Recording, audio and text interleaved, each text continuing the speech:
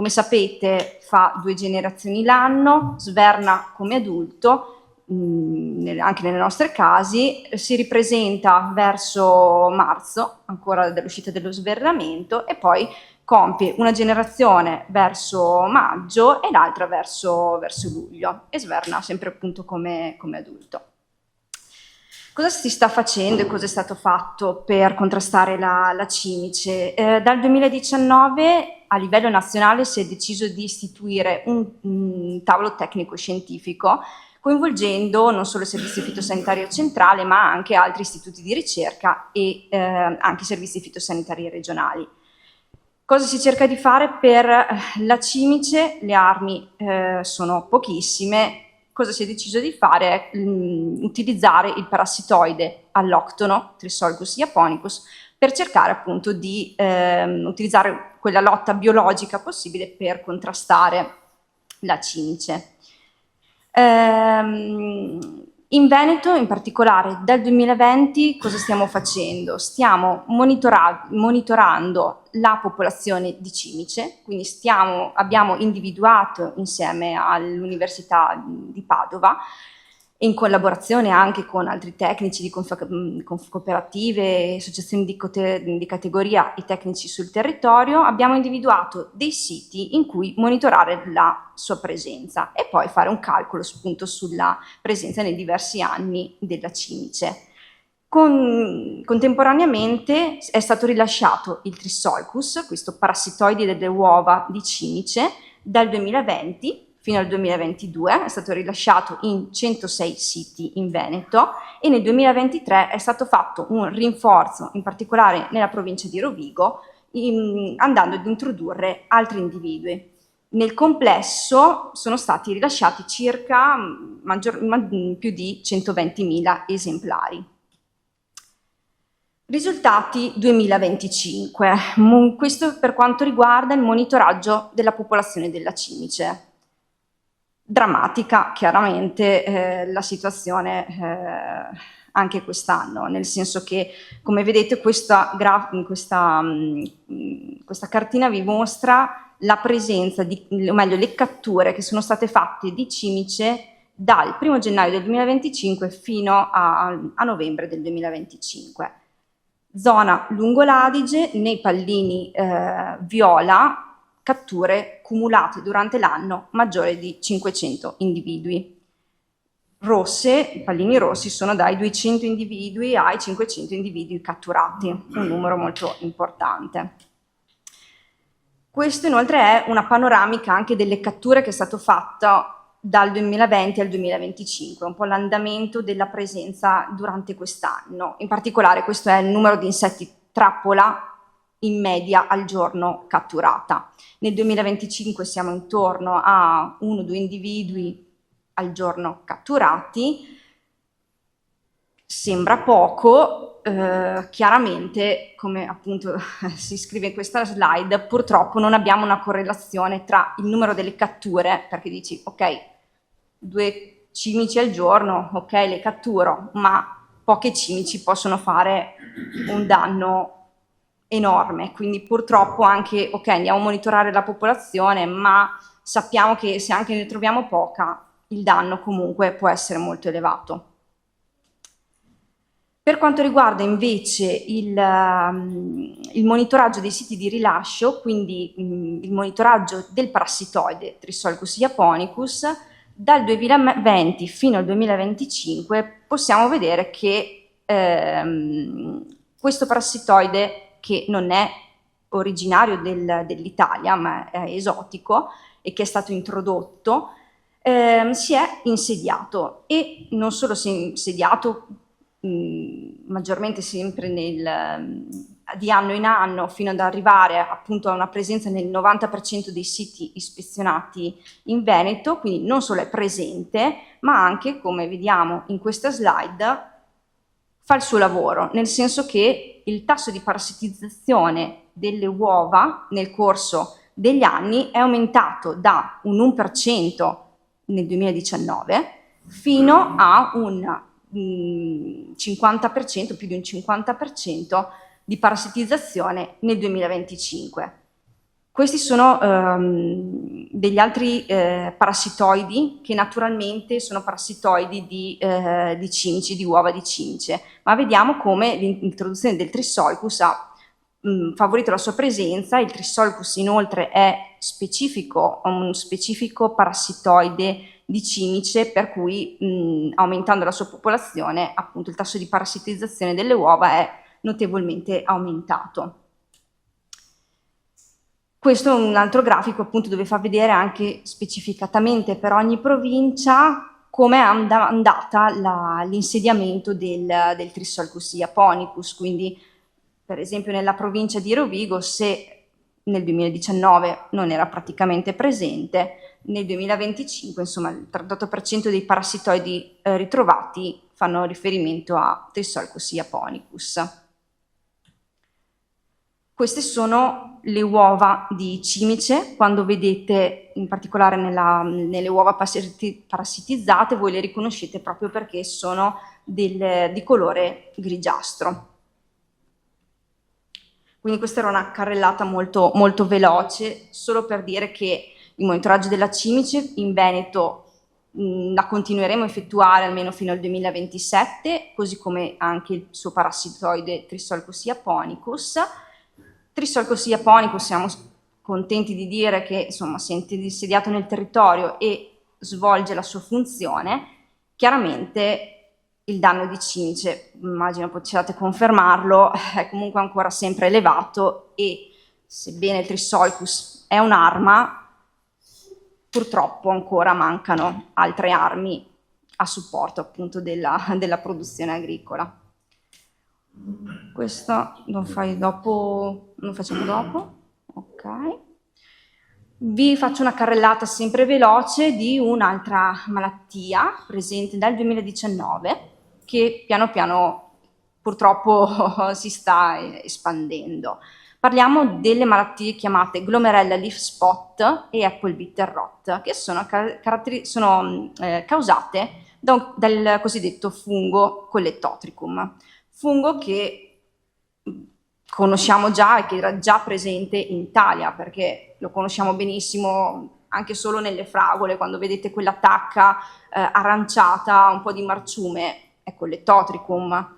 Però cosa è successo dal 2019? Nel 2019 sono state effettuate delle prime segnalazioni di questo fungo su melo, che non è mai stato un problema su melo. Questo perché? Perché ci sono molte specie di questo fungo che ha una riproduzione sia sessuata che asessuata, che vanno appunto a colpire il melo, specie che non erano presenti in realtà in Italia. Nonostante il Collettotricum sia stato presente, alcune specie non erano presenti, o forse erano presenti ma a causa del cambiamento climatico si sono manifestate e hanno cominciato a causare danno su melo. Questi sono i sintomi sulle varie varietà. Abbiamo sintomi che possono trovarsi sia sui frutti che sulle foglie, oppure sulle sole foglie, oppure solo sui frutti. Si parla di glomerella leaf spot quando abbiamo il danno sulle foglie, danni che a inizio stagione sono molto specifici, nel senso che vediamo delle macchie necrotiche che potrebbero essere benissimo, non so se si vede sì. Tacche necrotiche che potrebbe essere benissimo qualsiasi cosa, a partire da un'alternaria, oppure si parla anche spesso di sintomi associati per esempio a dei fattori ambientali che possono causare lo stesso sintomo. Quindi già a giugno purtroppo c'è un aumento di questo fenomeno, che non riusciamo però a classificare come problematica relativa a Collettotricum. Verso luglio, fine giugno, luglio, agosto, identificativo di Collettotricum sulle foglie sono questi puntini, ovvero quindi delle macchie che diventano un po' grigiastre con dentro dei puntini neri, che sono appunto i conidi del fungo, quindi il fungo che evade e dà origine poi a delle altre infezioni secondarie. Cosa succede poi anche alla pianta? Che spesso incorre a filoptosi anticipata, e questo è il danno, diciamo, da glomerella leaf spot su foglie. Su frutti abbiamo due tipi di danni o due tipi di sintomatologie. Un marciume che è molto esteso ed è il marciume da cosiddetto bitter rot, il marciume amaro del melo, sempre causato da questo collettotricum, oppure possiamo trovare delle macchioline un po' più piccoline, spesso infossate, ma che restano puntiformi e non evolvono in marciumi estesi. Quindi queste sono diverse sintomatologie che possiamo trovare in campo e, come ripeto, possiamo trovare sintomi solo su foglia oppure solo su frutto, o in entrambi i casi anche sia su foglia che su frutto. In Veneto le prime segnalazioni sono avvenute nel 2019, nel 2024 il Servizio Fitosanitario del Veneto ha cominciato, collaborando con altre regioni, a approfondire la problematica e abbiamo rinvenuto la malattia praticamente in tutte le province venete, ovviamente eccetto Belluno, e di anno in anno, almeno dall'esperienza che abbiamo avuto in questi 2 anni, vediamo appunto che purtroppo la malattia è in espansione. Cosa stiamo facendo e cosa abbiamo fatto nel 2025 e speriamo di riproporre anche nel 2026? Siamo andati intanto a cercare di capire quali sono le specie di Collettotricum presenti. Perché le specie di Collettotricum? Questi sono i risultati. Specie di Collettotricum perché, come ho detto all'inizio, purtroppo abbiamo tantissime specie di questo fungo. E cosa succede? Che ogni specie è associata a un danno, anche però a diverse sensibilità anche a prodotti fitosanitari e ovviamente questo complica la gestione della malattia perché stiamo facendo delle prove e chiaramente la maggior parte di queste specie sono appartenenti al Chrysophyllum, ma se in un'annata ci sono delle altre particolari condizioni ambientali, utilizzo un particolare magari fungicida che per il Chrysophyllum non andava bene, un anno si utilizza lo stesso fungicida per un'altra specie, magari non va bene. Questo complica molto sia trovare la strategia giusta di difesa e anche riuscire appunto a contrastare la malattia stessa. Oltre appunto ad identificare le specie di Collettotricum, stiamo cercando anche di mettere a punto delle tecniche di analisi molecolari per riuscire a capire ed andare a discriminare la presenza nei campioni di foglie di questo Collettotricum, perché come vi ho detto ci sono molte segnalazioni di foglie sintomatiche a giugno. A giugno purtroppo non si isola Collettotricum, nessuno in Italia appunto ha mai detto che quel sintomo presente a giugno è riconducibile a Collettotricum. Si isola da luglio, da fine luglio in poi c'è un vuoto completo sulla capacità di capire cosa causa quella sintomatologia a giugno. Oltre appunto a cercare di mettere a punto questi protocolli analitici, abbiamo fatto una prova di efficacia con dei prodotti e stiamo cercando di mettere a punto insieme ad altre regioni anche un modello previsionale per capire, diciamo, quando è il momento di infettante, quando comincia appunto, come volano anche le ascospore e quando avviene l'infezione. Per quanto riguarda appunto i risultati, oltre appunto all'identificazione delle specie, dalle attività di sperimentazione circa la prova di efficacia prodotti, possiamo dire che i prodotti più performanti, almeno l'anno scorso, ma confermati anche dalle altre regioni, sono sicuramente fluasinam, captano ed itianon, questo sia per contenere i danni sui frutti che sulle foglie.